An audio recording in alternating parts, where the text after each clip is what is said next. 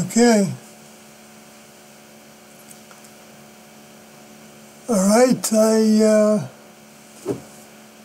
see I've got a familiar face.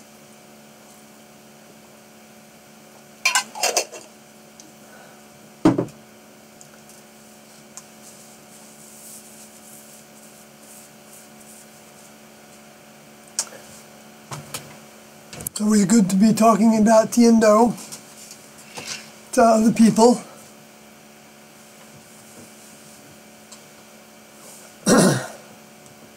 And so I was, because of our conversation last time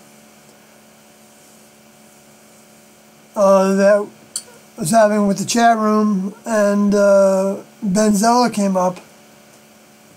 And it does appear that I was wrong about Ben being of the same mind as Rob Balch in terms of Doe's sexuality, as I understand it. I mean, not Doe's sexuality, because he didn't have any, but because the vehicle became his. And but the sexuality of Marshall Herf Applewhite,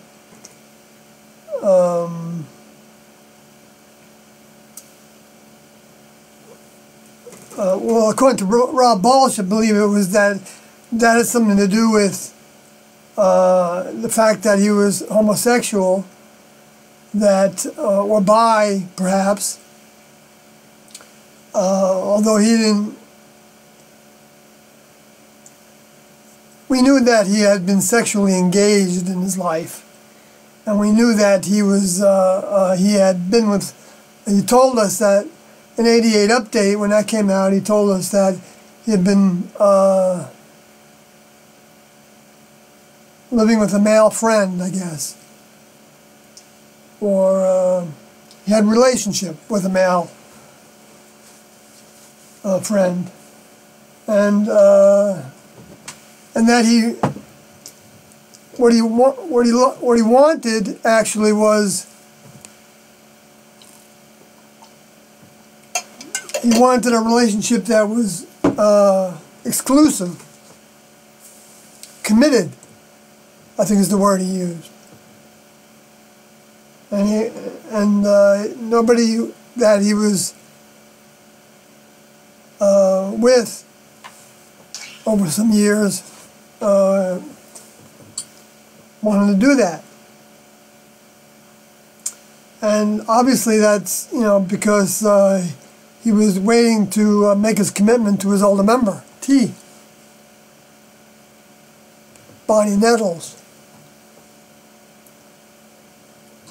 And I mean, not consciously, but I mean, it could have happened another way. It didn't really matter, but he said their lives started falling apart about a year before they met, and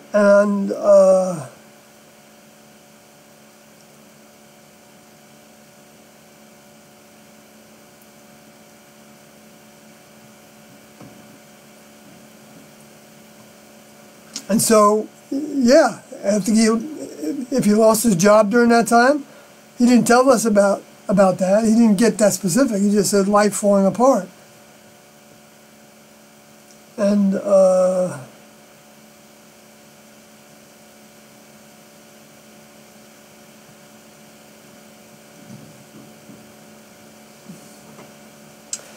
but anyway, so that made me actually get into Ben Zeller's book, because he sent it to me. Actually, it wasn't complete, but it was all but I think the last chapter was complete, and so I was able to go through that a little bit, and I didn't really actually get through all the spots that might have been talking about sex, because I was searching, but to see if that, was an impression I got. I know he didn't didn't side with Rob Ball. I remember that from what I read. But I didn't read the whole thing ever, so it's my bad. I shouldn't have included him unless I really knew. And I remembered the details when I said it. So anyway, but while I was reading Ben Zeller's book a little bit, I came upon some timeline information. And so I thought to myself, maybe I would share with some of what I came into when I was investigating timelines and what other things I've written about, because I have a blog post that's like a timeline of what I believe is the return of the next level. And so if I go to that, by stimulating it in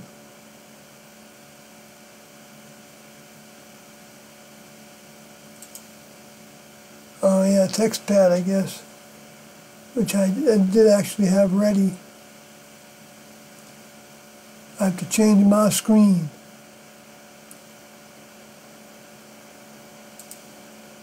Or I can actually just go through, because I never know when there's somebody new, to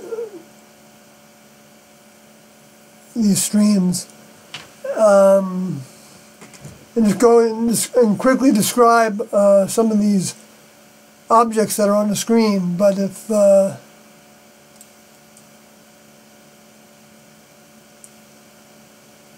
I'll just go right to questions, okay? One thing I was curious about, Sawyer, that I wanted to ask was, did the family of Tien Do ever contact you after departure in 1997? And no. Oh, well, wait, that's not the family of Tien Do, but I got in touch with Nancy Brown. I shouldn't, jeez.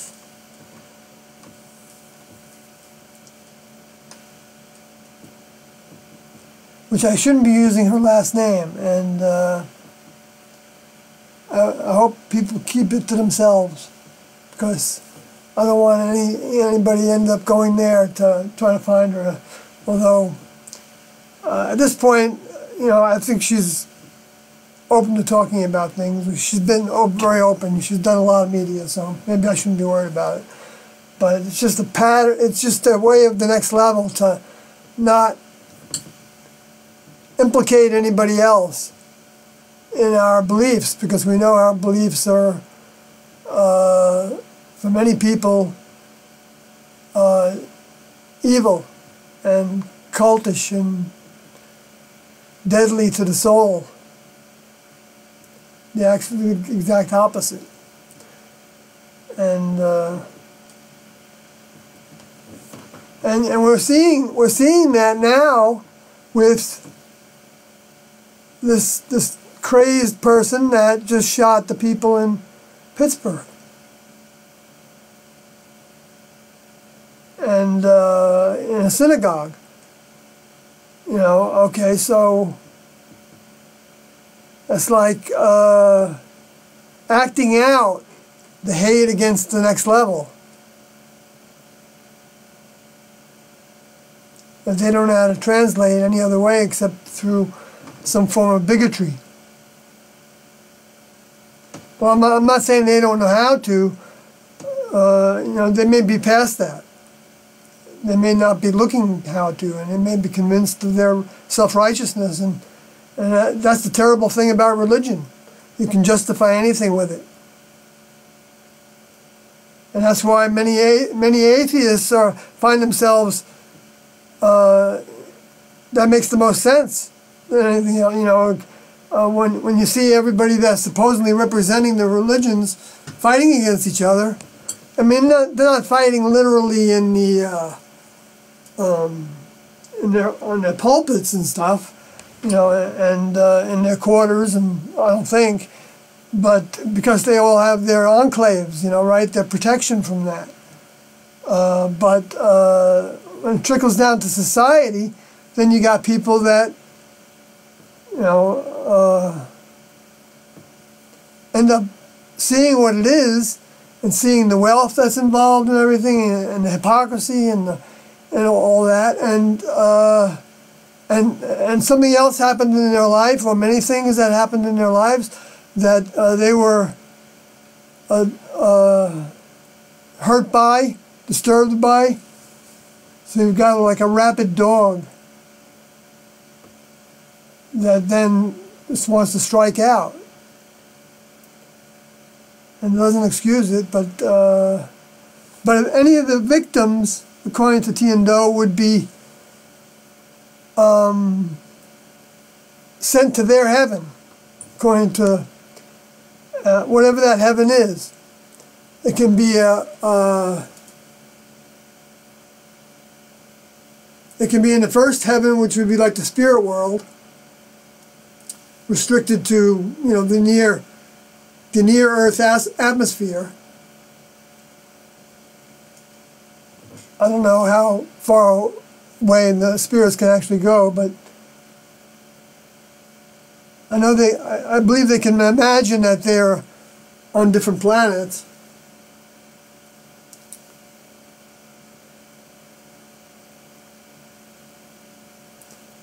I doubt they can even go as far as the moon, because I don't think the space aliens can go as far as the moon either.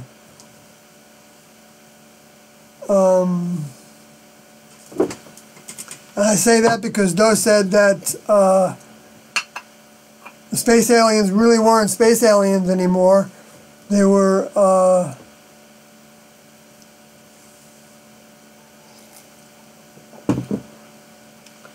near space aliens. I mean, near space aliens.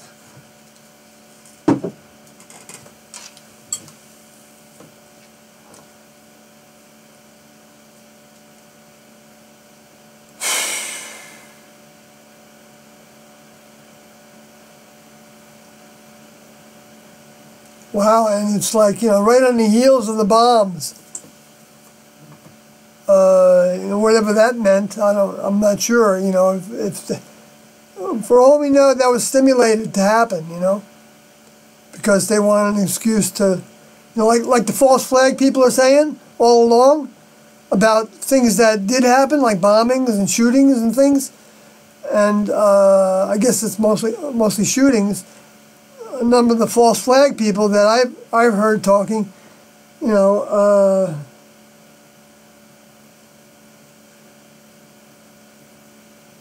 they're still talking that way probably about even these bombs, but maybe not. Maybe because it's the government, they trust it. And so then, if the government's doing it, you know, I'm talking about the you know, the CIA, there's like dozens of security agencies. Homeland Security, you know, it's like, holy smokes, you know, and the media's, there's even a CIA person on staff at, what did I see the other day?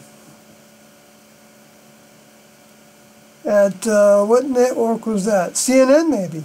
Well, I don't know if it was CNN.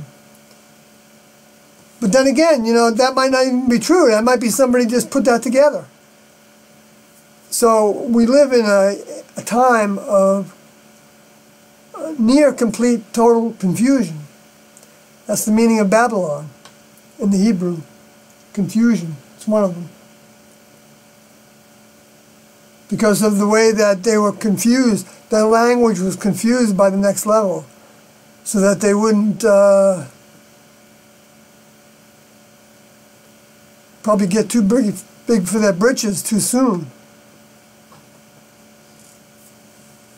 Which they evidenced by building a tower. And the person that was building it, I guess, was shouting up to heaven that they were building a tower up to heaven. To show that they could or something. You know, like a competition.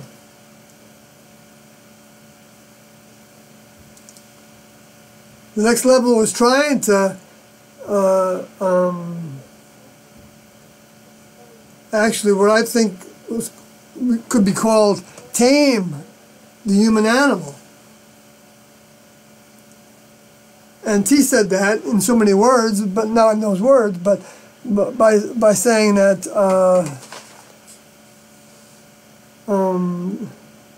the next level wanted to bring order to their reproductive lives and their relationships, so that, so that they weren't just propagating with anybody, anytime, and everything was a go. Young or old, or animal, or whatever they could stick their penis into.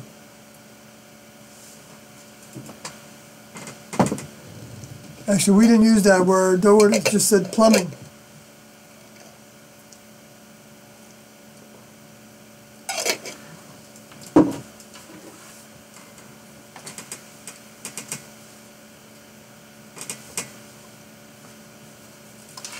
I mean, if it was a medical reason, now we needed to talk about it as the parts. I don't think he would have shunned away from that. Not at all. But he wasn't like, they weren't prudes, either one of them. And they said that, you know.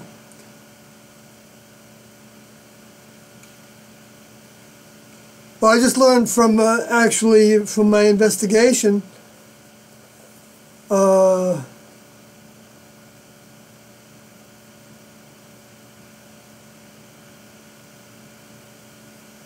I don't want to get into that.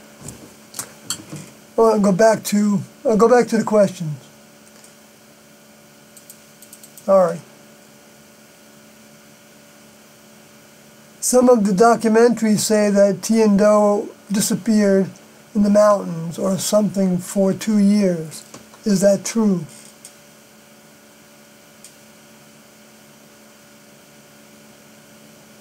Well, yeah, in a sense, yeah. They never talk about that time period in the group. Well, the group was disappeared in the mountains, but it wasn't the first time that T and Do might have disappeared into the mountains, because they traveled back and forth across country, and I know they were in the mountains, Mount Shasta area. I told that story in a previous live stream about how they went to Mount Shasta, and the spiritual people there said that they wanted them to stay and be their masters, and they were waiting for them, and that they were the reincarnation of the Lemurians, and which was they didn't say that to T and Do, but that I know about, but they may have. But that's what the spiritual community has said. I'm not sure. I can't actually quote where, but I read somewhere in somebody's writings. But and that may be true. That may be exactly true. There's no reason to believe that it's not possible. I mean, there's evidence of the Egyptians being in the Grand Canyon with mummies and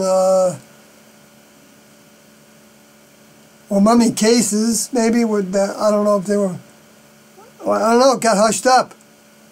And hieroglyphics on the walls in these caves that they seemed to be hewn, like developed rooms.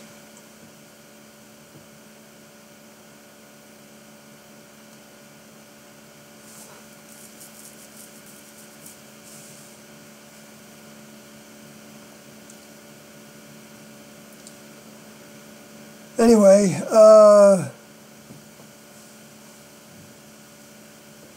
and it might have been a previous civilization.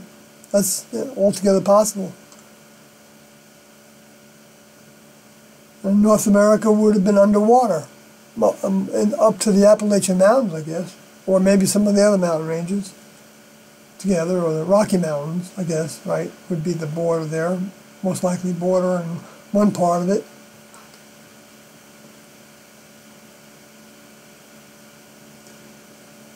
Yeah, actually, let me think a sec. Oh, yeah, you want to talk about the documentaries. Okay, did they ever talk about that time period to the group? Well, yeah, like they talked about the Shasta event. And what else did they talk about to the group about their time before us, if that's what you're asking? Doesn't involve mountains, but they disappeared into the mountains in Black Hawk, Colorado, but they really didn't disappear to us because we were allowed to have contact with them. And we ended up having a retreat, Black Hawk, Colorado, yeah. And where we went up there for 3 days. Like I was working on an out-of-craft task, which was a job. And I was actually, I think at that time, probably cooking up in Amarillo. And so we'd go up there, we'd leave on a Friday night and after work, and or Saturday morning, and leave there and then stay the night and then come back Sunday. Maybe we left on Friday. I think we did leave on Fridays. We tried to get off early on a Friday. Yeah, it wasn't that far. It was, 4 hours, I think, at the most. So, anyway, but beside the point, all those details, right? But, I start to remember it, and I start to think about those details. I'm going down my road of the nostalgia. I'm sorry. But Black Hawk was a really special place. And since this question led me to it, I feel like I should talk about it a little bit. Because during those retreats, that's when Pam Odie said to T and O, does that mean that we're all from the next level? Because before that, we thought that we were just souls on the human planet that the next level had planted, or however that happened. They really didn't have details about that kind of information yet. And so to go back to where they first started talking about more details about that, it'd be hard for me to do, but so I shouldn't entangle myself in it. But by giving too many details. But it goes back to Revelation 12, which talks about how the flood from the dragon, and the dragon has, the flood from the dragon is, just going to complete one thought from now on, try to anyway, was going after the woman that had been clothed with the sun and with the moon under her feet and with a crown of 12 stars. And so that flood I've previously talked about as being the thoughts that were all against them, from loved ones of some of the ones that joined and all that, most of the ones that joined, wanting to know where they were and all that. That was certainly understandable from their point of view, because they cared about their loved ones. But for 10 years, they didn't have any contact with most of us. But not all of us. And so,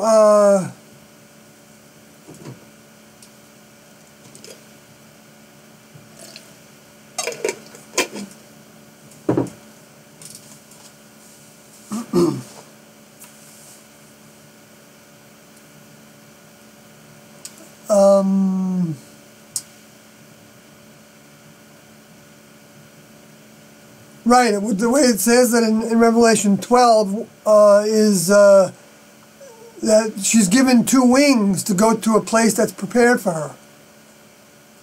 And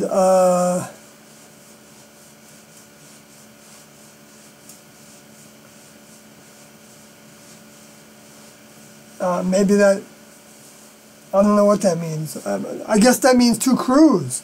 Yeah, that would be two crews because of the way wings were used in the four living beings, which would make sense to the way Tiendo taught that they weren't, they didn't teach in that lingo of the religious lingo from the Bible. I mean, we knew that they were the return of that. I mean, we knew it to degrees. Everybody didn't necessarily know it at the same time and to what degree. But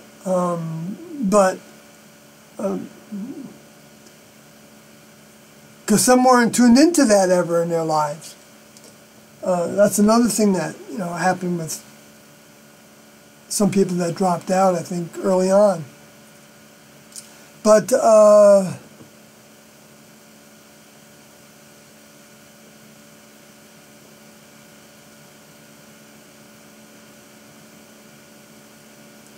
wonder if I got through that okay. I lost my train of thought. Sorry, I do that. Let's see. So let me get to the next question or comment. They talked about the time period of them disappearing after they met in the hospital before the group was together in the early 70s.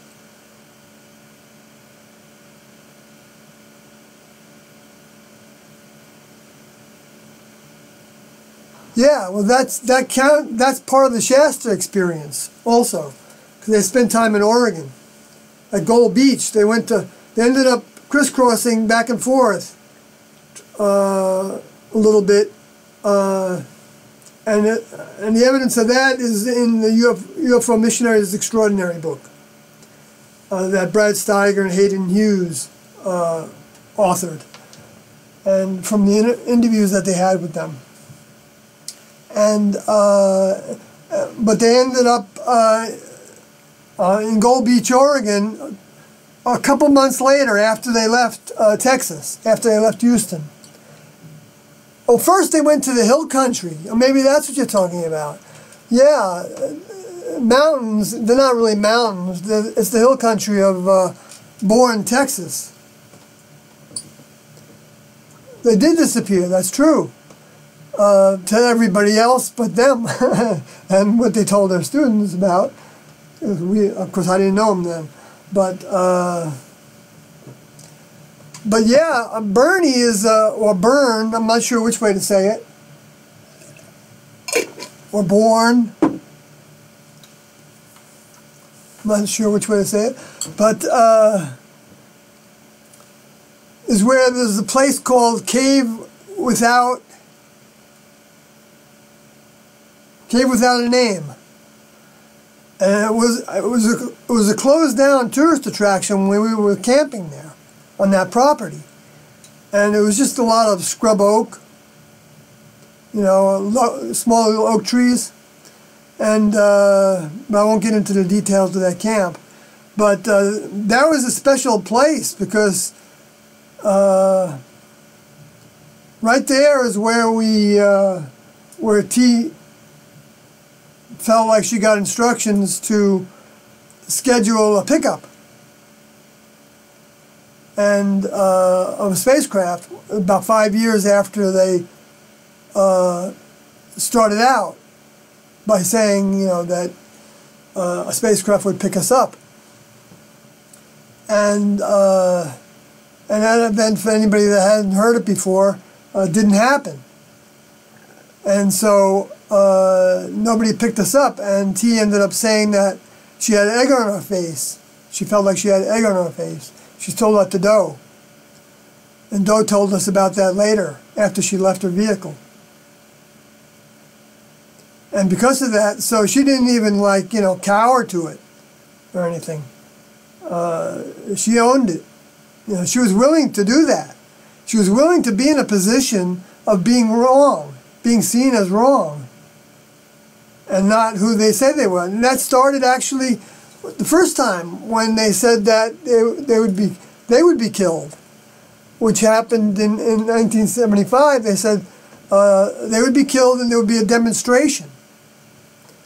which was their killing in the streets, which was about the only part of the book of Revelations chapter 11 that they referred to. Because, and so then when they were shot down by the press, which definitely happened, by Walter Cronkite on the national news as the UFO cult, and and naming them as being an ex-felon, and because of the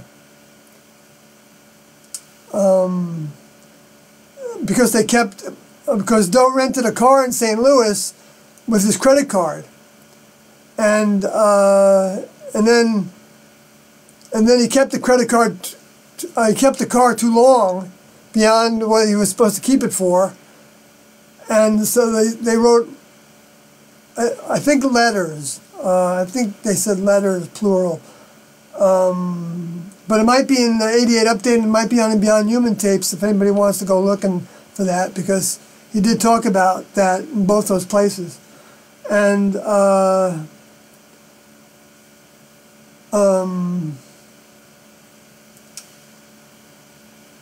anyway, back to the Walport, Oregon. Not Walport, but because I don't want to go too far back into history, because there's a lot to it,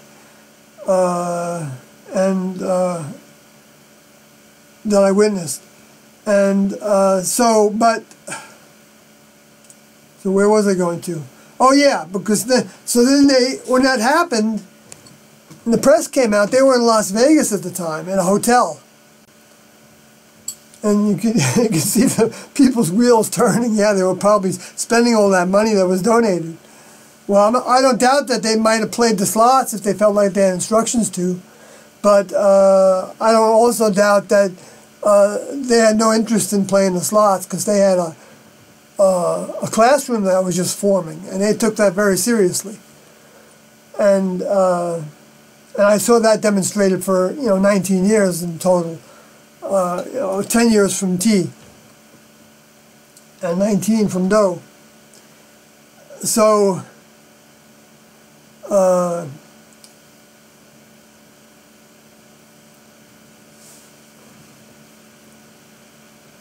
but anyway, so they ended up telling the students that what they said was,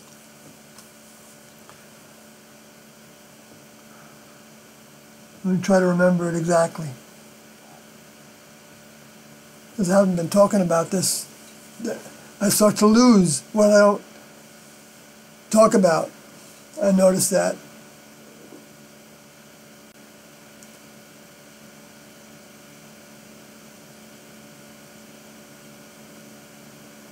They were in Las Vegas, and they said they were there for, I think, they said several days, or a few days, which another time Doe told me that a few was 3. Later, after that happened. So, in his mind, yeah, a couple was 2, and a few was 3, and several was, I think, I don't know what that was, in his mind. Anyway, but, and that's who's telling the story, Doe is.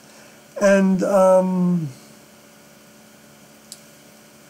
that they found out about the news, because it was all over all the networks, and they felt like that nobody was going to take them seriously anymore, and so there was no point in continuing, and the mission was dead. And then they realized that that people already thought that they were insane, so that didn't make any sense, that their credibility was destroyed by that being called a felon also. And so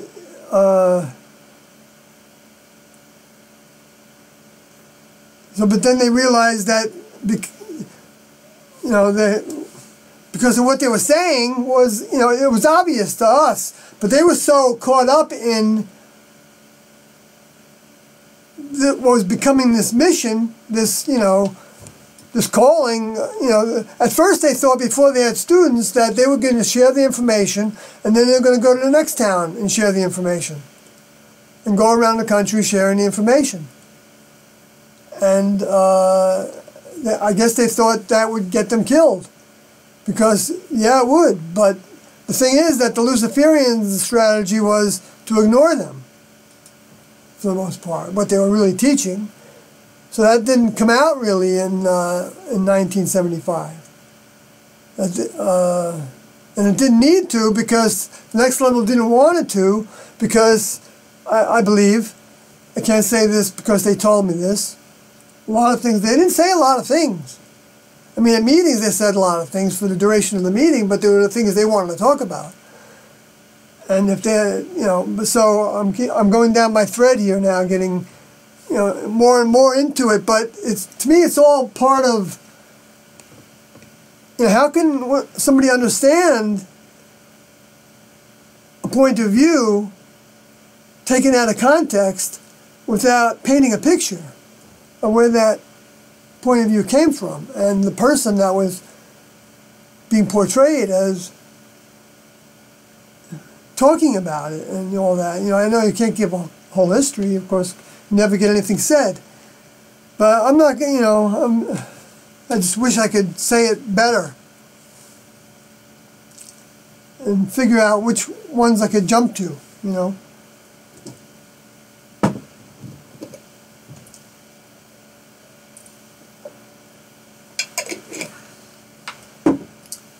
But I'm going to still get back to this because so when that all happened, and that took, you know, a few days, they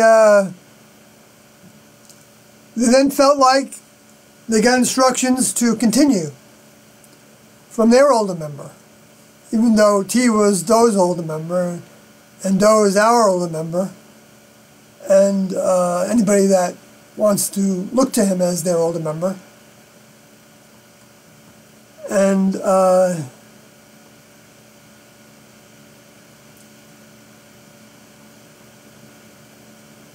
which is hard to do. I know it is.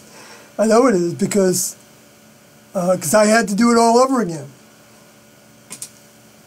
I remember when I couldn't watch the last videos he made for very long each time before my, you know, I was kind of like when I joined, it was almost the same kind of feeling of a gnawing inside my head that wouldn't let me look at Doe.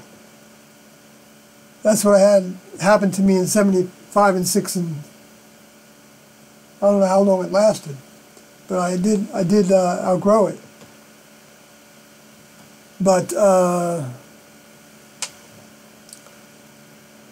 anyway, I want to get back to what so they ended up deciding that they needed to tell us, they got the students together. I don't know if they got everybody together, but they did. But I think I was so, like, in my own world, I didn't hear a lot of the things that they said at that meeting very well. I didn't register some of the things that they said. I think the meeting was at Poudre River, Colorado, and I just really can't pinpoint it. But I know they said they talked to the students, which I know they went to Chicago. No, not to Chicago. Yeah, they went to Chicago. Maybe that's where the meeting was. Yeah. And they told us about how, that's right, okay, I see that better. And they told us that they felt like the shooting, well, I can't say that I remember these words, but it makes sense that they said that they told their students, I'm sorry, I'm so humming and hawing here. It's my process, I guess.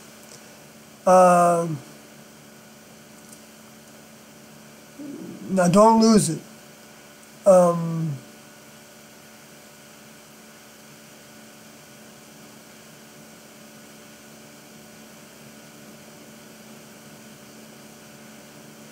that they would understand. They were telling their students that they would understand if you didn't want to be with us anymore. You didn't want to follow us anymore. And because the demonstration was like a basis of the entire mission, that the two were going to be killed in the streets, and then there was going to be an ascension of them with the students. They're going to actually get on board the spacecraft. And so what they said about that, what they said was that most of the students didn't faze them, didn't make any difference. They just said, okay, what do we do next? And so if it was that meeting in Chicago, which might not have been with the whole student body. It might have been just with their group that they had gotten to Chicago with. That maybe a couple dozen, even.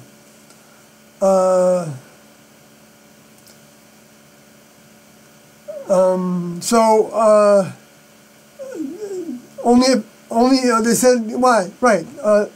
So let's go. What's next? And so they split us up into,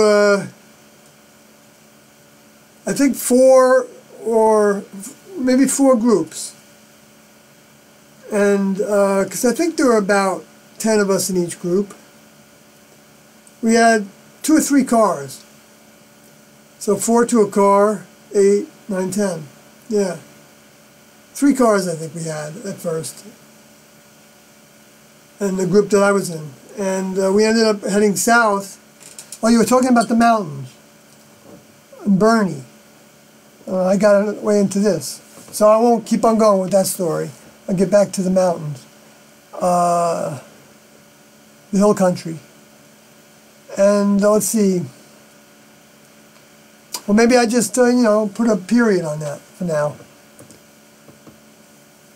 Okay, I'll get to the next question in the chat room. Or comment.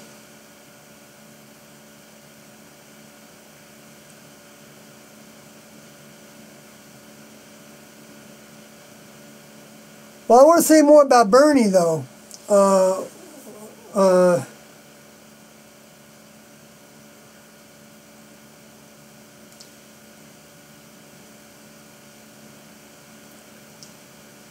They said that area there was like a triangle underground in that area. I think they even associated it with like an aquifer. I got to remember that.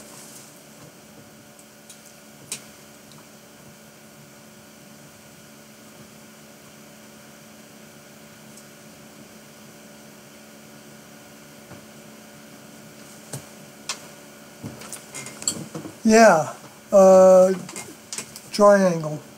Yeah.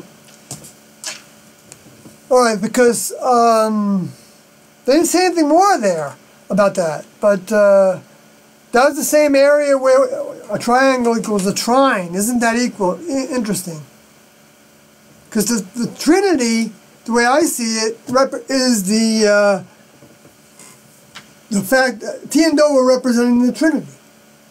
They were representing the Father as T, and the Son as Do, and the Holy Spirit is the mind from the next level that the students are trying to take into their vehicles in order to grow to become a member of the next level, to be with all the other members, the younger members. T and Do didn't talk in terms of the Trinity. They talked in terms of older members and younger members, and a chief of chiefs and a chief administrator of the earth.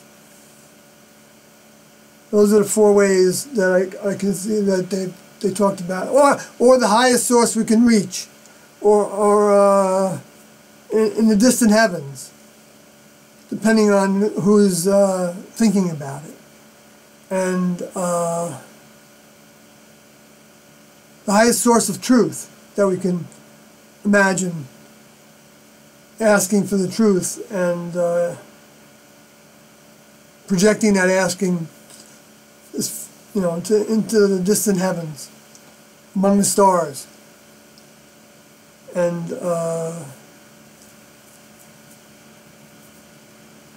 of course, the people that don't have a concept of that, they would think that you're just talking about a space alien, an extraterrestrial, which you are.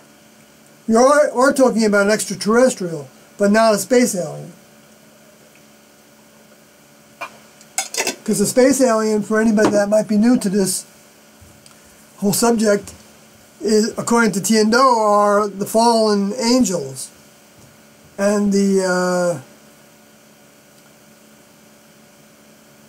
the legend that Enoch wrote down as the Watchers, they didn't talk about it like that. I ended up filling in that. They just said it was part of the legend. That's it. But when I started to study this after I left the group, feeling compelled to write a book, I started to look into things, and then that's when and Doe exposed us to Enoch, because Enoch was thought of as being more of a central focus among the Essenes.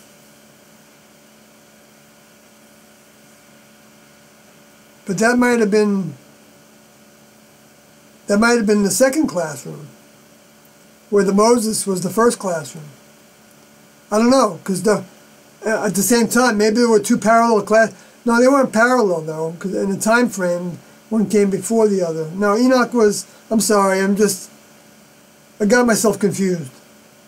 That's all you're seeing right now.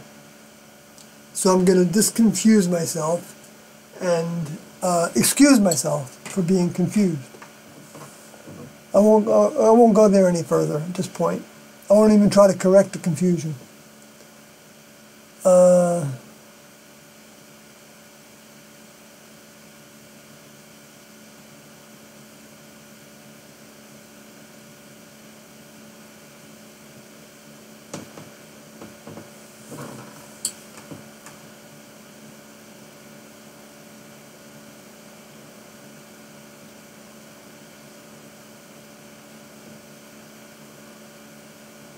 Yeah, but your first question, actually, I'm going back to it again, is did they ever talk about that time period to the group, the time that they disappeared into the mountains?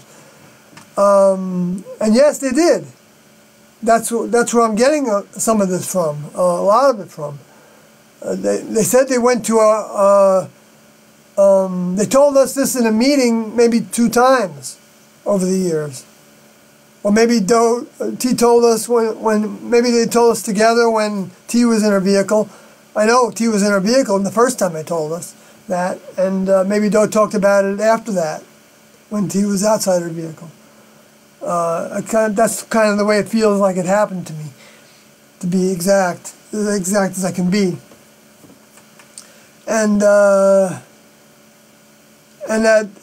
they went to a ranch house that was in Bourne, and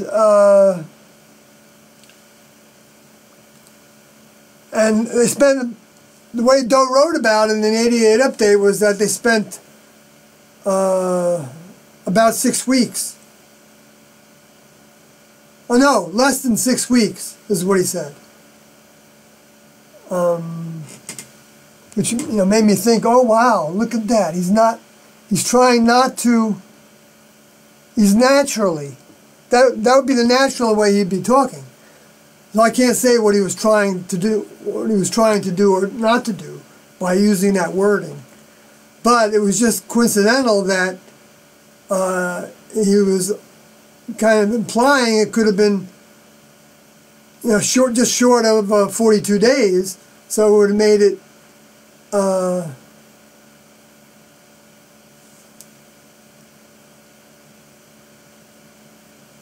40 days would have been the proverbial time that Jesus was in the wilderness dealing with the lower forces of the planet and feeling like he had the instructions to do something with the awareness that he had received. And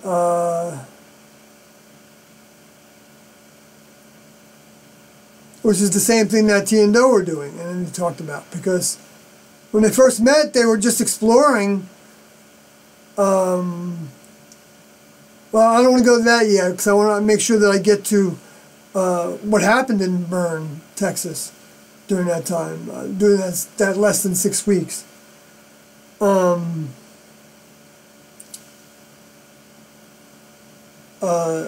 They started writing a book, the first book, and they got 2 chapters of it written, and T typed it up and said in it,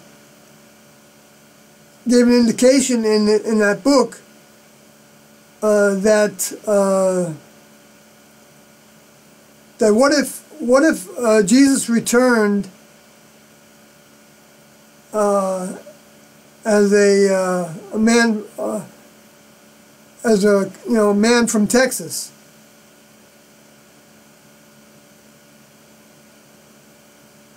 and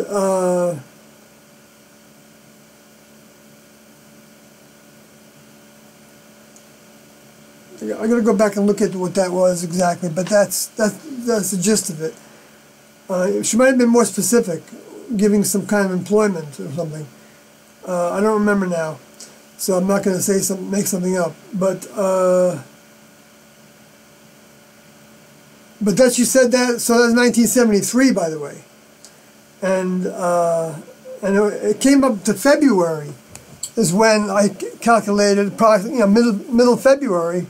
The beginning of February, the first duad of February. No, the first decadent of February. I think in astrological terms, which would be the first 10 days in that 30 degrees between signs. Huh. And so the 3 things that the 3 biggest chunks of information they got, which all have details associated with them, that they only started to learn as they started to search for what one of them meant, and what all of them meant, actually, what implied and everything, which were that they came from the next level, which was an evolutionary kingdom level above human, that people were identifying as being related to the UFOs, and that they were here to update the Bible and fulfill prophecy. So they set out after that 6 weeks trying to figure out what that was, and then driving away in Doe's old sports car. I don't know if it had 4 seats in it or not. I got the feeling that it was just a 2-seater. So they and soon after that they ran into Sri Chinmoy, who was a Buddhist monk of some sort, and he used to do healings. Tiendo said that that he would come at them when somebody wanted to have an evil spirit chased out of them. He would use knives, and this person would be laying down, and he would come at that person with these knives to scare the spirit out of them. But they didn't do that. They just knew that what his practice was. I mean, they didn't say they did it. I can't imagine that they would have done that.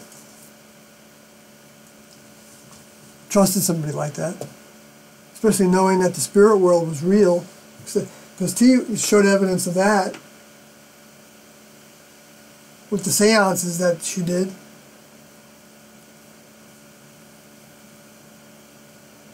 I don't know that she did them because she didn't say anything about doing seances that I ever heard.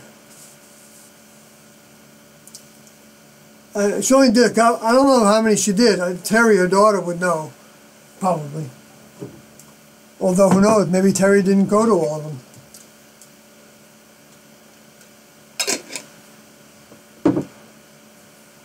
I think I just read in Ben Zeller's book that Marilyn Monroe was one of the ones they did a seance on.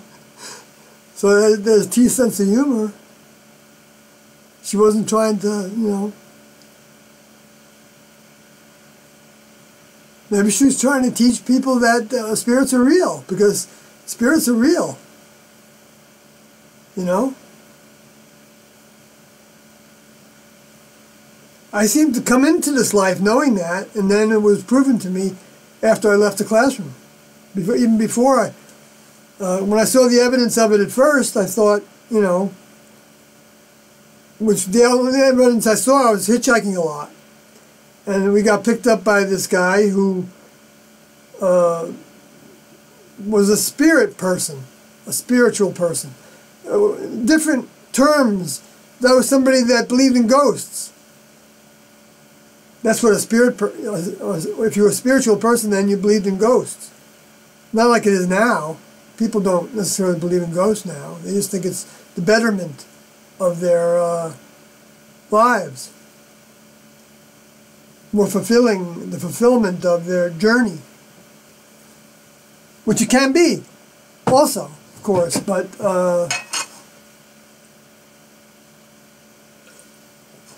one is completely grounded in reality, and the other one is grounded into whatever we want to consider to be reality. And that's a mixed bag.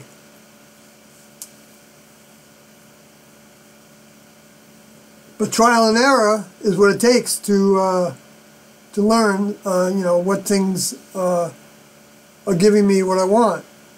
And for some, what they want is going to be their step in the school, in the grade in school, which I'm not the judge of. Who's in what grade? Tiendo didn't judge us by grade levels, but they talked about it.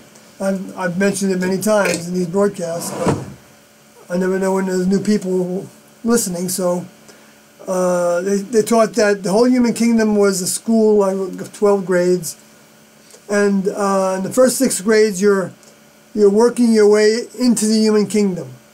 So by the time you're at the 6th grade, you've got pretty much everything going for you.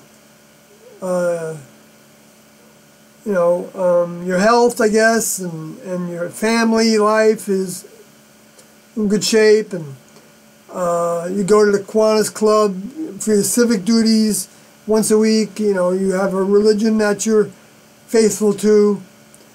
You have enough finances to take care of yourself and others, and you know, you're having the kind of entertainment you like.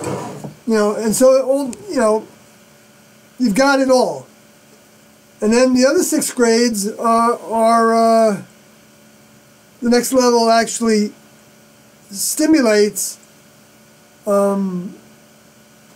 helping us get out of all that, so that we can begin to recognize why we're here. And because that's not the purpose of being here, to just grow into that, to being satisfied. So heaven can't be on earth, because unless it's the only way heaven can be on earth is if a member of the next level from the kingdom of heaven, the literal heavens, is incarnate, and then and to the degree that there are other souls in the atmosphere or in the spirit world or in the spacecrafts that are part of the spirit world, potentially engulfing the first heaven of the alleged 3 heavens that the Hebrew people, the Israelis, talk about there being, which in the Talmud, I believe, but I don't remember exactly from there. but that's what I believe I read about it at first.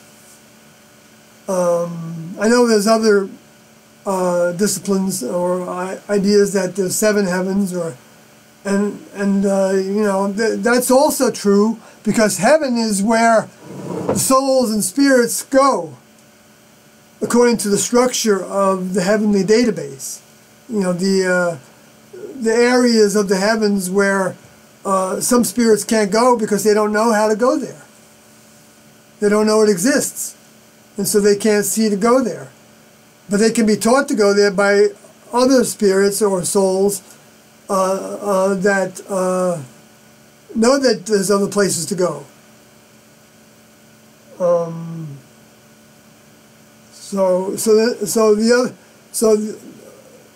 So those souls and spirits that are in soul form and spirit form, they can make things happen, and maybe that's how they. I don't know. Maybe that's how they can do something like a Fatima. They can actually, you know, make a projection of an image that somebody would see as Our Lady of Fatima. But, you know, who knows? It doesn't mean that the image actually looks like, it could be a hologram, because T&O talked about that way, as Fatima might have been seems to them to have been a hologram of some sort produced by the Luciferian fallen angel space aliens. They just called them Luciferian space aliens, and then short for just Luciferians. I say it over and over again in case people are new to this way of thinking. And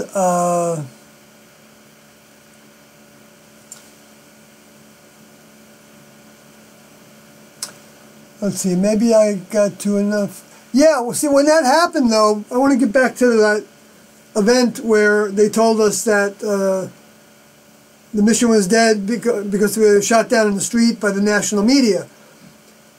And because my response at that time was, oh, it doesn't matter to me. You know, I didn't have any response. That's why I probably don't remember it very well. But I know it didn't mean anything to me when they scheduled the UFO pickup, which they didn't call UFOs, they called them spacecrafts. And that didn't happen. Didn't matter to me. It wasn't a test for me. But I know it was a test for at least one other. It was named Jassody, J-S-S-O-D-Y. And she ended up living in San Antonio, where she left the group from. But I think she originally came from California. Yes, she did, because she was partners with Alex Odie, who was David, Nancy's son. I know I've said this before. So I won't go into too much detail with that, because I probably did go into more before. So, but I got to keep on talking about the whole subject, because right from the beginning, T&O, everything they did became a test for somebody. I think that's safe to say. Everything they said and did potentially became, let me just put it that way, instead of being absolute, potentially became a threat for somebody, a test for somebody. Like if we didn't leave soon enough, that was a test for some people. And I would imagine, I can't give proof to this, but I'm pretty sure of it. And if they were reinterpreting the Bible, then that was certainly a test for somebody. If they had come from that background at all, they would have said, well, if that's not true, then does that mean Jesus didn't rise from the dead either, and he just was shot down by the press? I mean, he wasn't shot. He wasn't killed by Pontius Pilate. And that was just the way they were describing it, and that's what the story is. I mean, you can see somebody would, be open to that idea from the lower forces. Now it could take them out. But some of, I guess, us, which I'm evidence of, didn't that didn't matter to. Because I guess we had enough mind with us, or they were giving us enough help to where we were blocking that out. We just, they can regulate how much influences have on us. And they used to do that at meetings, and they said they would run away the influences. They knew our influences because they knew the kind of thoughts that their influences dealt them. They'd been dealing with them, in their human lives, and then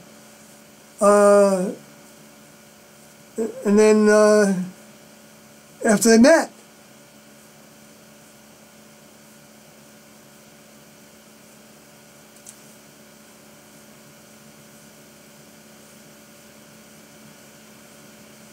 So they didn't talk in terms of spirits. They said that influences was the word they used. And because they didn't really use the religious jargon at all. Well, except for saying that Jesus was from the next level, and that he would come back after they were gone. And he did. After the two witnesses were gone, he came back. It was Doe. Took the position that he was the return of Jesus. But even more than that, that wasn't what they were talking about. Because that took place during the sixth closeness, according to T and Doe, which they wrote about in UFO Missionaries Extraordinary, in a couple of statements that they made. And we had the book in the classroom, so we didn't read it or study it. They said they weren't happy with it, actually. So they didn't make it required reading or anything, but I read it in the classroom. So the classroom was the experience, the experiential classroom is what they described it as. It was like a lab of overcoming the human kingdom. And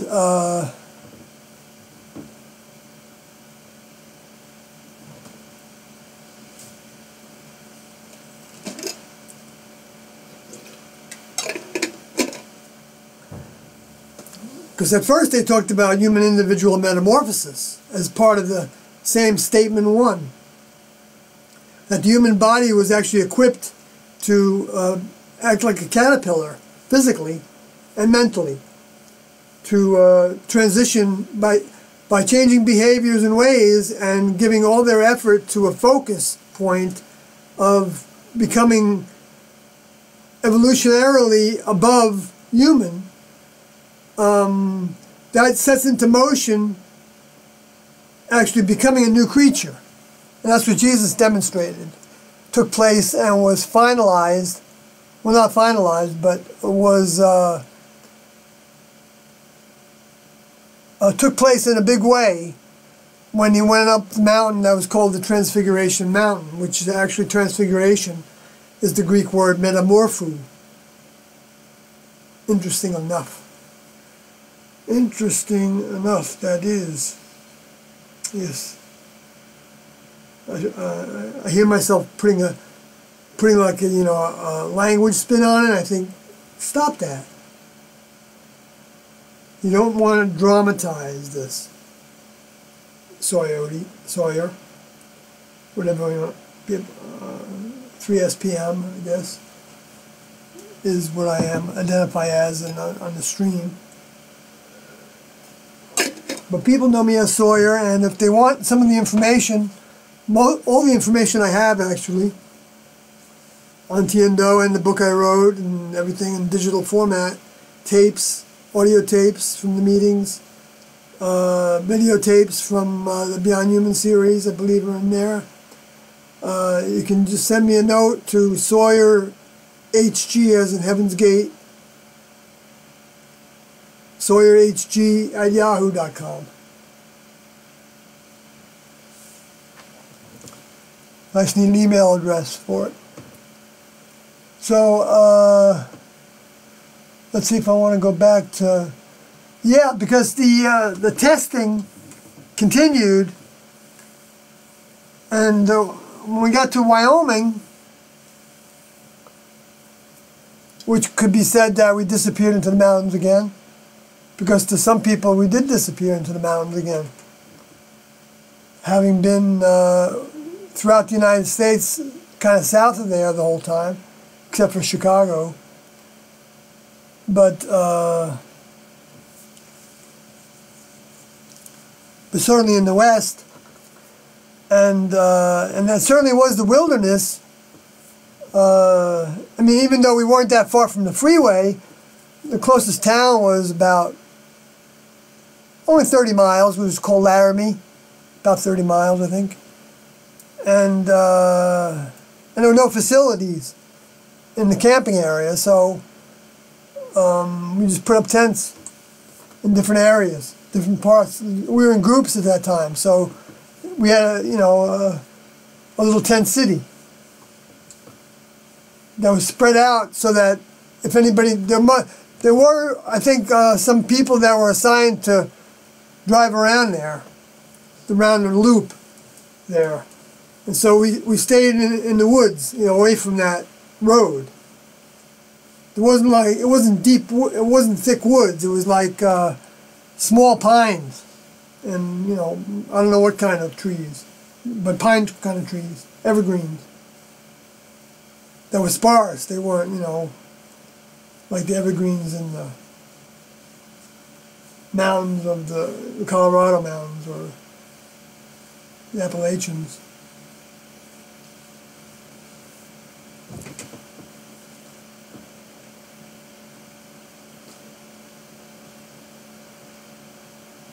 And that's when we started having lessons. And so right after, not too long after we got there, people, it was reported that some people or someone was having sex and smoking marijuana. And so Tino held a meeting and they said, it doesn't go. If that's going to be what people are doing, then this isn't the right place for them. And they were supporting us at that time too. They were buying our food. And they were just giving us money and we'd go into town and buy food. And so then they started out well,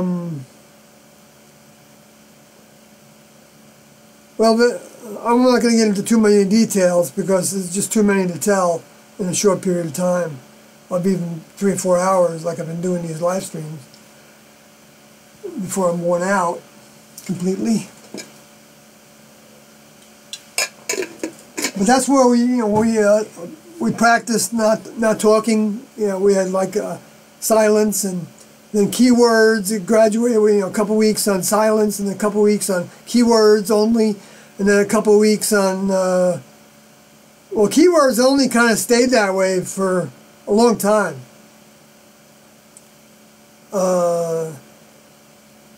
Yeah, for years we talked in keywords. Of course, people just kind of cheated.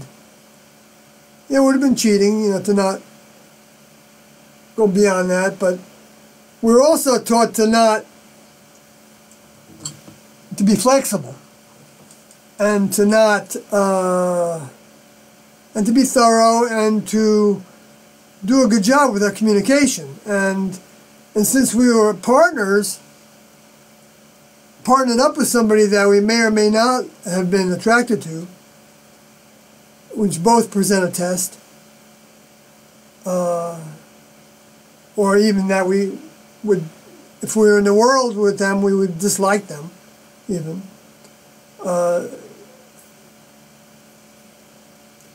So then, there was always kind of friction sometimes. In my case, there was no friction because I was attracted to the woman that was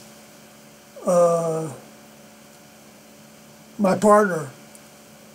The second time, my second partner, which was Chakoti. My first partner was a female, and I wasn't really attracted to her, but I kind of started to be a little bit after living with her on the road for hitchhiking around. We were separate from the group completely.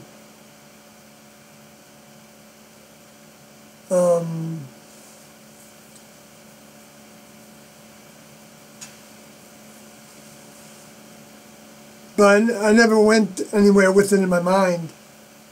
I never, with either of them. With any females in the group, I never went with my mind to, imagining myself being sexual with them.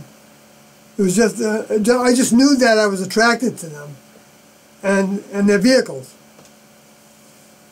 And so I had to guard my eyes a lot to not stimulate the testosterone in my system,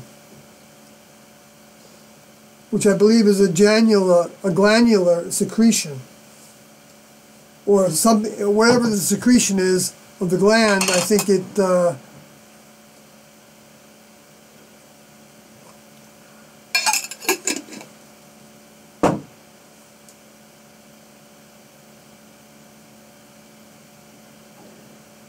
it stimulates the growth of testosterone, maybe. I'm not a chemist, so I don't know for sure. Or I'm not a geneticist.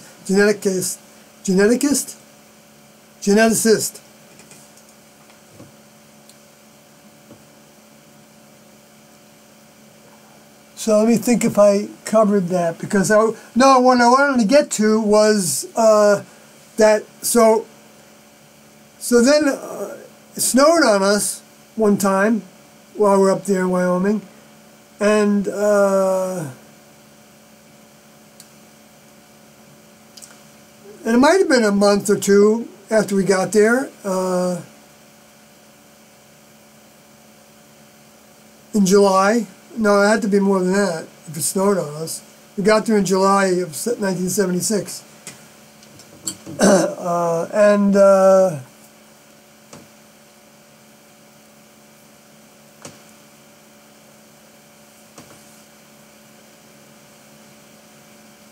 was that Comet West, 1976? That split into four, split into two, and then it split into four. The two split into two. Pretty interesting comet, huh? Put on that display of four.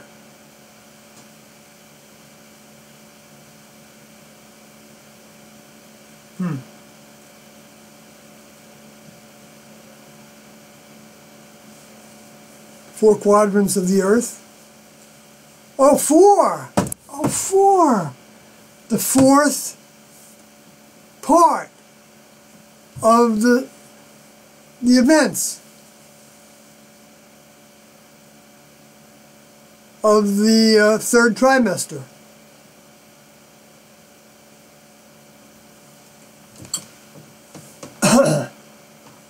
Wow. And the four that were in, okay, I'm just seeing some connections that I hadn't seen before. Potential connections. I can't say, for sure.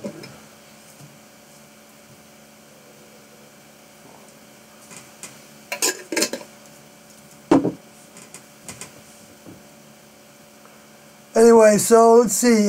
So because of that, well, I guess Tindo decided to move.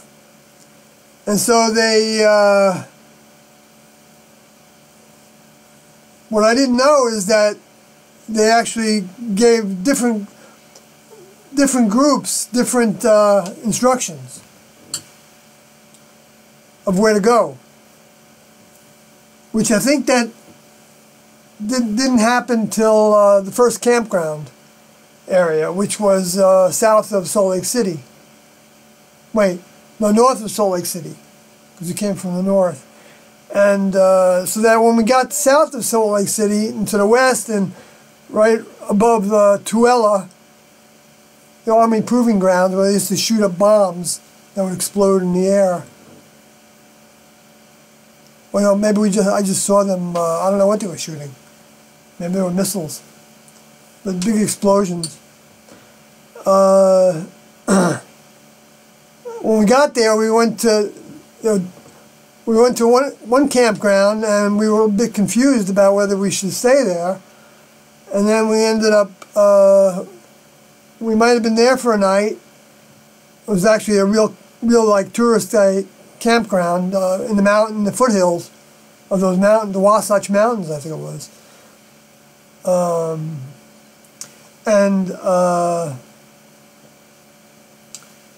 And then they moved us to the well, it might have been National Forest land, but it might have also been BLM land.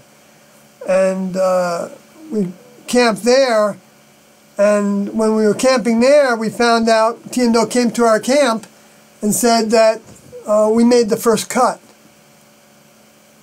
And we learned that 19 individuals were sent to a different camp because Tiendo didn't feel like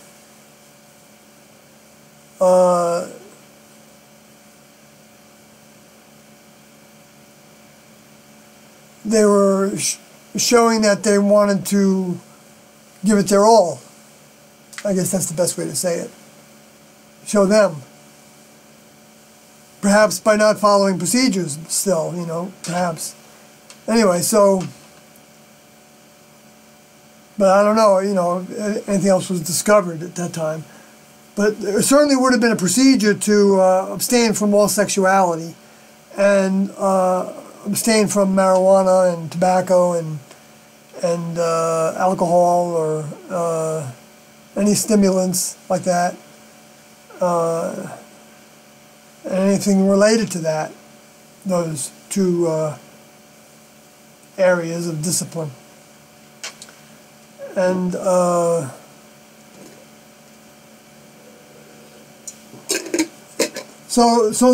are 19 individuals that were separated from the cult when the cult was supposedly brainwashing people.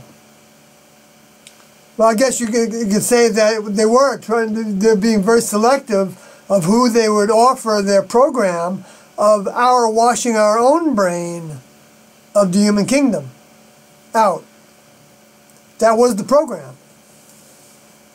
And we knew that from the beginning because that's what the metamorphosis was. Even though I didn't understand it, I didn't understand anything, hardly.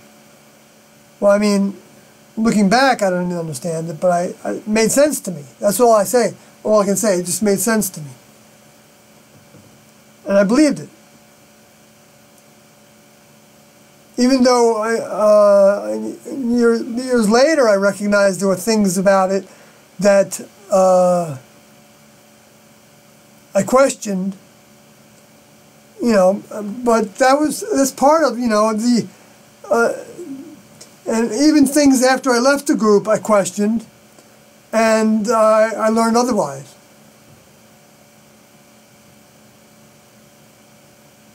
By staying with it. So it's not, so having questions and doubting is all part of the territory. And it's just, you know, as well as addictions. It's all part of the territory. And relationships to our human families is all part of the territory. And all things can be overcome. And the next level is very gentle with people. And the only way that's going to happen doesn't happen through me. It doesn't happen through anybody else. But each one of us, if we want to reach for the highest source to find the truth out of what their highest purpose can be. And I think that when people do that, by sending it into the distant heavens, and repeatedly do that, because, you know, just asking once, I may not cut it for the next level. They don't necessarily respond to T and Do's first phone call when they had questions. They said sometimes they just not by the phone, you know. That's the way they would say it, you know, jokingly. They started talking like that after the E.T. movie, which they liked that aspect of. And also the aspect of it that, you know, he was really better off going back. And that the authorities would be after him, you know, to make him into something they could put under the microscope. And which unfortunately that wouldn't happen in the case of T and Do, because they would just rather just kill him or put him in a psych ward, I guess, you know, to examine all the thinking that they have. I guess that could happen in that way, which was like the movie Man Facing Southeast that T and Do brought us to watch. We watched it maybe a couple times through the 19 years I was with them. But I don't know if they watched it with us. Maybe the first time they did, I don't remember now. But the second time, they on the other movies, they didn't watch them with us. We watched Sound of Music a bunch of times because the students wanted to watch it over and over. Which T and Do said that the next level was behind that story getting into the cinema, and because it provided a good outline for their task that would be good for the students too.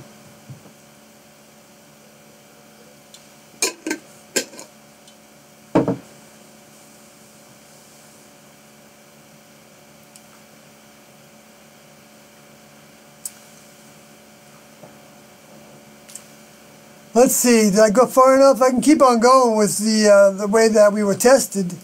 I talked about it in other broadcasts, and I'll see if I can think of a new one. But I mean, just being partnered with somebody that you're attracted to, that's a big test. And or having your, let's say, joining with the person that you were kind of married to, like in the case of Ann Doty, and in the case of me, and in the case of Park Doty and Dan Doty, who was my first partner, Dandy. And that wasn't a hard test for me, because I was ready to do this, and we had already kind of petered out as a couple. And I won't go into the details of that, although I have, to be totally transparent, I guess, best I can about this information. But the one that was of Ann Doty and Chet Doty was, and Chet Doty was among the 38 that laid down their vehicles.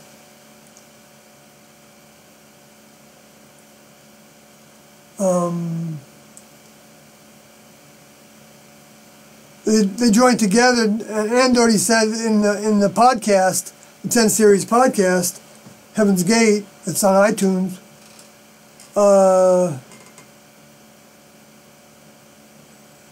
that they were intrigued when they were vacationing from Canada, from Calgary, where Chet Doty at least lived, and they were a couple. So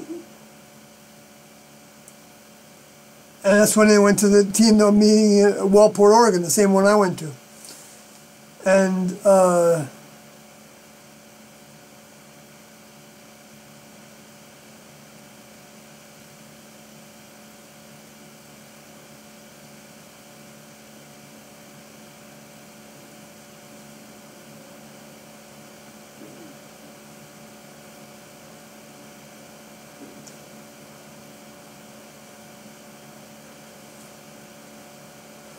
Yeah, so anyway, I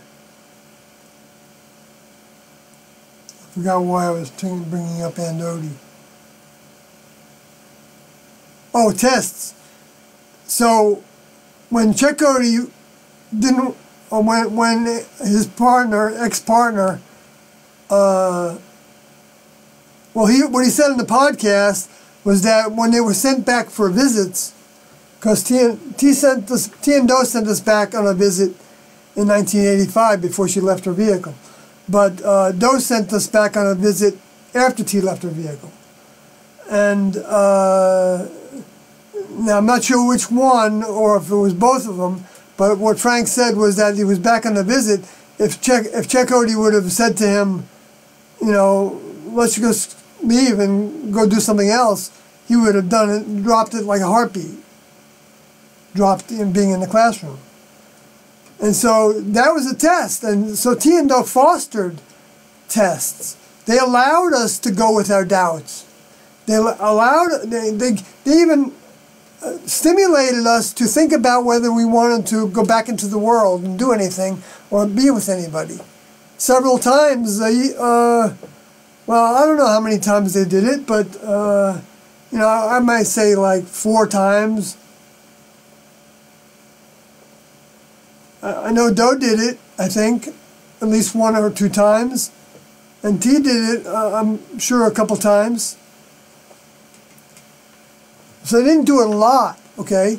Because they didn't want us to leave, actually. That's what's so ironic about all this.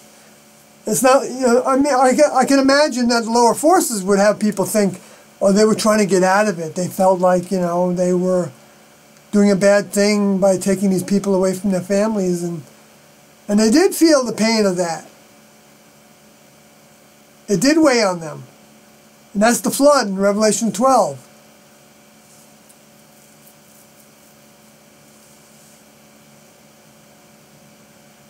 They told us it did.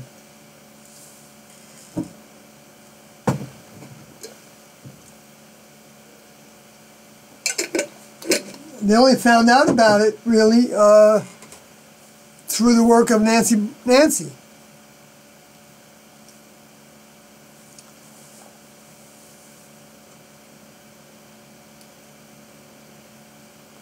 Which she's still alive, so I don't want to use her name again.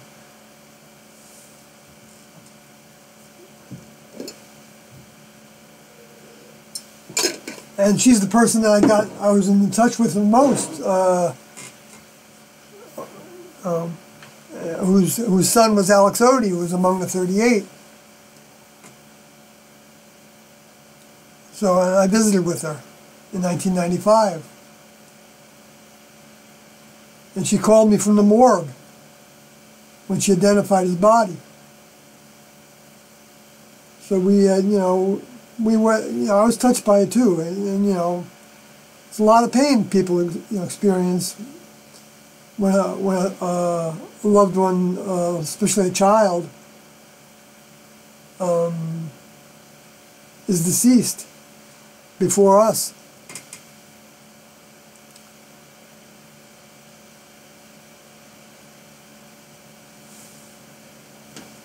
But she got past it and accepted it because she knew that he was happy. And he felt like he was serving his highest purpose that he could serve. So she looked at it as a spiritual experience for him, and she's a spiritual person. So she's capable of arising to that. Some people are not that easily, but it doesn't mean that she doesn't still suffer when she thinks about, you know, her loss, her vehicle's loss. It's the vehicle that is going to suffer the most. And T and Do said when they took us out of our world that that the next level would make special help, provide special help for those that were left behind. And so individuals did find circumstances where things could potentially work out. And I have examples of that, but I don't want to keep on going down that road right now.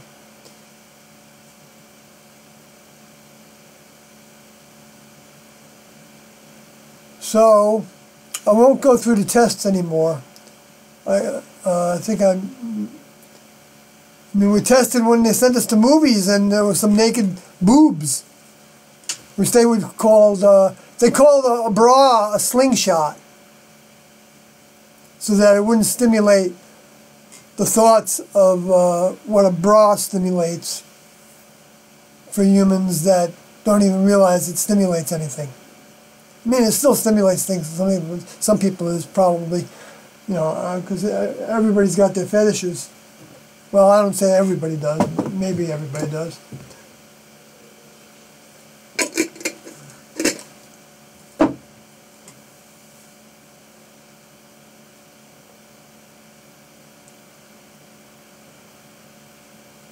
So from the chat room, if I may, for you, what was the biggest draw of joining Heaven's Gate, and did you ever have any doubts or reservations?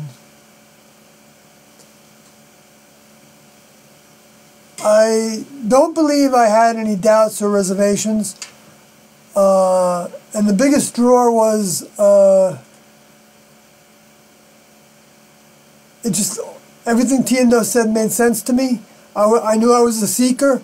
I was looking for something. I didn't know what it was, and I wasn't finding what I liked in you know, the Bhagavad Gita or the Sri Chinmoy or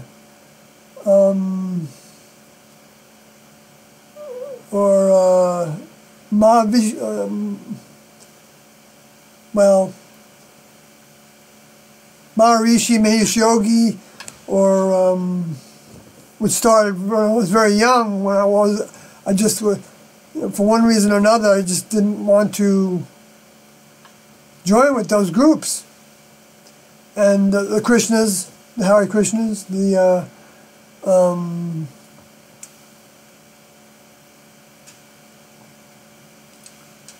you know, become a disciple of Yogananda, Paramahansa Yogananda, through the retreat that he set up in California, I think it was, and just by reading his book.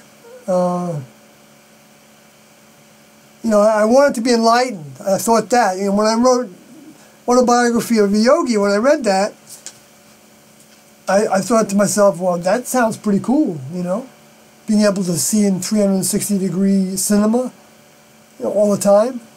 That's what I got from it, you know. But I don't know if that's what was actually said, but that was what I got. And actually, you know what? I wonder if a spirit actually is that, can see 360 degrees, because the spirit isn't limited to the scope of the eyes in terms of interpretation of what the spirit can see. I don't know, it's just a thought. Tiendo didn't talk to that I know about. They, you know, they could have, because I'm always learning things that I didn't know before about them. If I go back and listen to the audio tapes of the meetings during those 19 years, I always learn something from them. It's just like with any decent, I mean not decent, any scripture that's got some accuracy still to it.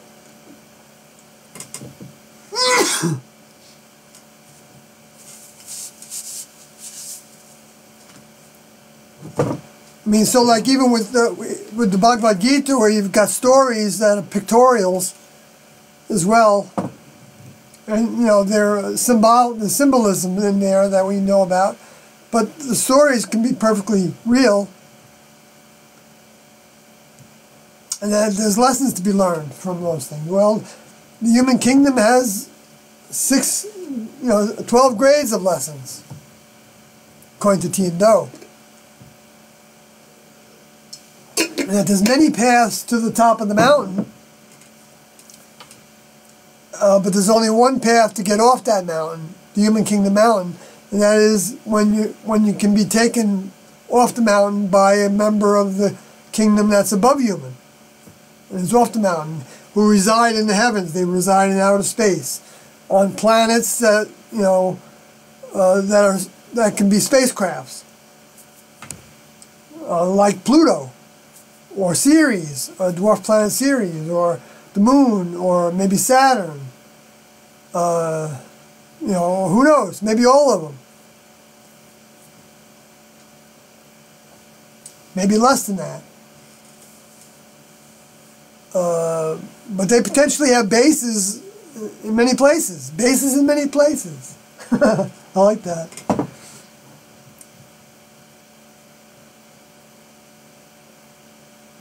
I wonder if, for instance, I wonder if the weather lab, Tiendo described the next level as a Star Trek crew that doesn't have any human behavior on it. So there's no gender, there's no sexuality, So their pleasure is to just participate in everything. And part of that time is downtime, where, you have optional things you can do, I guess. I don't know what they are. But it's not like people really don't want downtime, I don't think. Because when I was in the classroom, working for my older members, and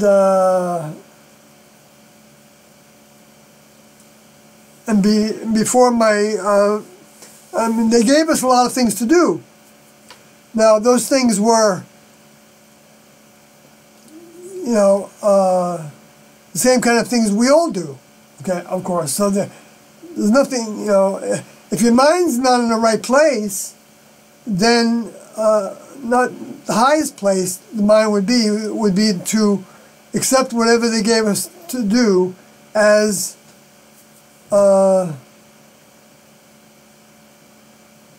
being happy with it.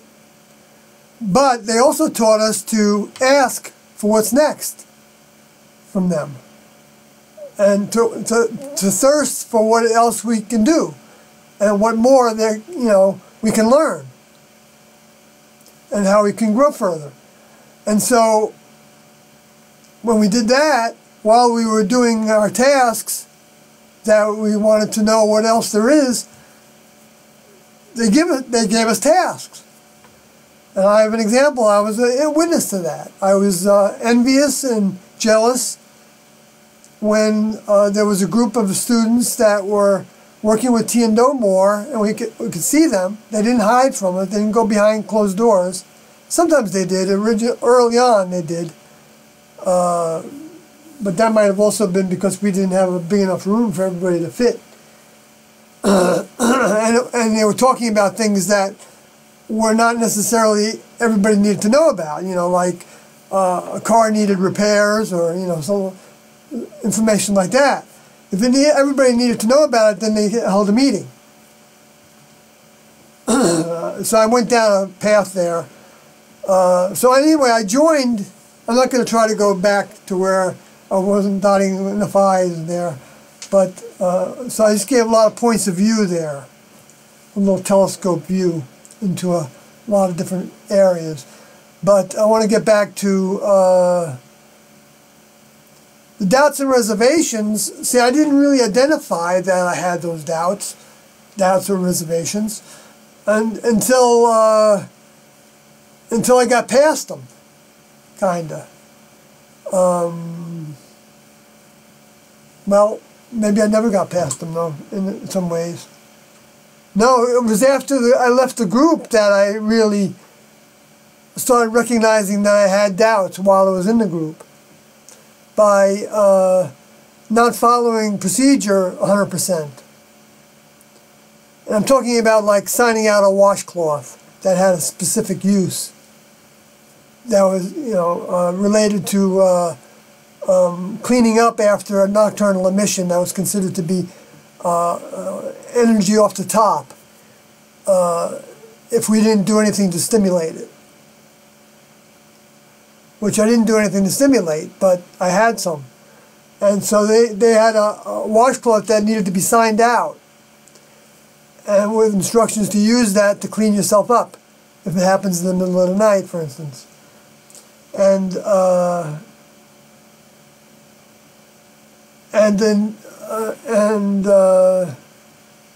so I did that a few times, but when it happened more than, a time or two, and then when it happened again, I don't know how many times it happened, maybe total, 7 or 8 times, for me, I guess. Anyway, but I stopped signing it out, and then I stopped using a washcloth, and I would just use my my jumpsuit that I was wearing, because we had kind of uniforms at 2 different periods of time.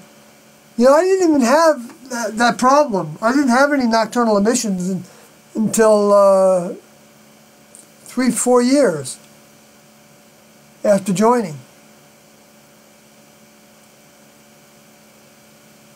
And I don't really remember being attracted to anybody during that time either, except in a tiny, tiny way that I really didn't identify with being thoughts. One person, the way I started to be attracted to her was by wondering why I wasn't attracted to her. I was wondering because, you know, but maybe it's just the shape of her vehicle or something. I don't know.